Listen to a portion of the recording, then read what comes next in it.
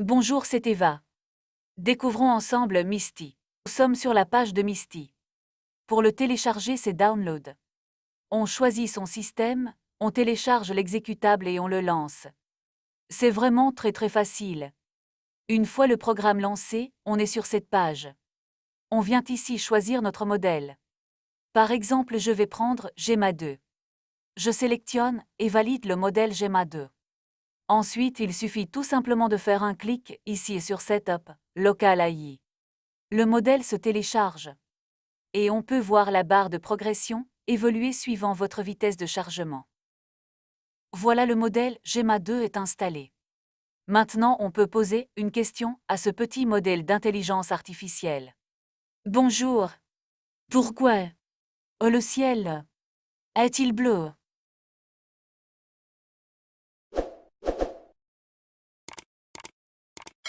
On peut télécharger un autre modèle ici. Local AI Model. On peut voir, avec les cercles verts, la compatibilité avec la capacité de votre ordinateur.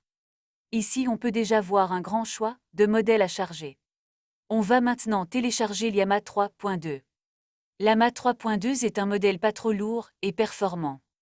Il suffit de cliquer sur la flèche qui se trouve ici. Pas besoin de manipulation complexe. Il s'installe facilement. Sur la page des modèles, j'ai aussi lancé le chargement de Mistral Nemo. On peut voir qu'on a d'autres modèles ici, et beaucoup plus encore, si on clique ici sur Browse Download, modèle online. On va aller par exemple sur Ollama. Pas besoin d'avoir Ollama d'installer sur sa machine. C'est une mine d'or numérique, une grande quantité de modèles, différents types de modèles, avec différents nombres de paramètres. Allons aussi sur Hugging Face, et là on peut chercher par exemple Mistral. Regardez la facilité pour trouver des modèles et leurs références, c'est un trésor. Les deux modèles sont téléchargés, Llama 3.2 et Mistral Nemo. Par défaut, je suis sur le chat sur Llama. Je vais dans Split Chat et je rajoute un second modèle, je sélectionne Mistral Nemo. On voit ici, en bas, les cases violettes cochées, ce qui indique que les modèles vont travailler l'un à côté de l'autre, ce qui peut être très pratique pour faire des comparaisons à différents niveaux. Je demande simplement « Qui restes-tu ?» Ils répondent bien ensemble, ce qui peut booster votre productivité. Imaginez un instant tout ce qu'il est possible de faire avec 3 modèles en parallèle. Voilà une autre question assez simple. Donne-moi une théorie. C'est une question un peu bateau, mais je vous laisse approfondir cet exercice avec vos propres questions. Llama répond plus vite que Mistral. On attend un peu. Voilà. C'est fait. Ils répondent différemment. Attendez de voir la surprise. Ça va être d'un autre niveau maintenant. Je sélectionne un mot et je choisis Delve dans le menu. Alors très facilement, s'ouvre une autre conversation à partir de ce mot. Il explique ce que sont les multivers. Ça ouvre beaucoup de portes pour des conversations en cascade. Continuons avec String Theory et puis Delve. Il suffit même de cliquer sur les mots en lien pour ouvrir une nouvelle conversation. C'est facile et rapide. Concentrez-vous sur ce qu'il est possible d'apprendre rapidement avec des recherches plus complexes. Les développeurs ont mis à disposition des outils de qualité. On peut aller très loin dans les recherches. Et ce n'est pas fini. Ici d'en haut, nous avons accès au graphe de conversation. Toute l'historique des conversations sous forme de graphe, facile à consulter. Il suffit de cliquer, d'ouvrir et de consulter. Et encore, vous n'avez pas vu la possibilité de gérer et sauvegarder toutes ces conversations et recherches facilement. C'est vraiment très pratique et très puissant. Ce qui arrive est encore plus surprenant. Continuons l'exploration ici dans le Knowledge Stack.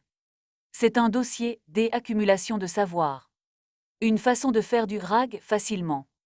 On peut ajouter des fichiers Obsidian, des notes, des liens YouTube, et il va extraire la transcription. Tout cela sans avoir de programmation complexe à faire. En dessous, une librairie de prompts système et user par dizaines, par centaines, ce sont des prompts préétablis. C'est un festival. On peut les sauver, les modifier, les redéfinir et tout cela est sauvegardé. Pensez à tout ce qu'il est possible de faire en quelques clics. Pensez à vous abonner, je vous remercie. En bas, dans l'icône des réglages, On a accès aux paramètres et même aux paramètres approfondis pour ajuster les réponses de chaque modèle d'intelligence artificielle. En quelques clics, ce sont une infinité de possibilités qui s'offrent à vous. À côté, l'icône pour travailler en ou hors ligne, puis ici on retrouve la bibliothèque des prompts systèmes préétablis qui sont aussi accessibles à cet endroit, c'est très ergonomique.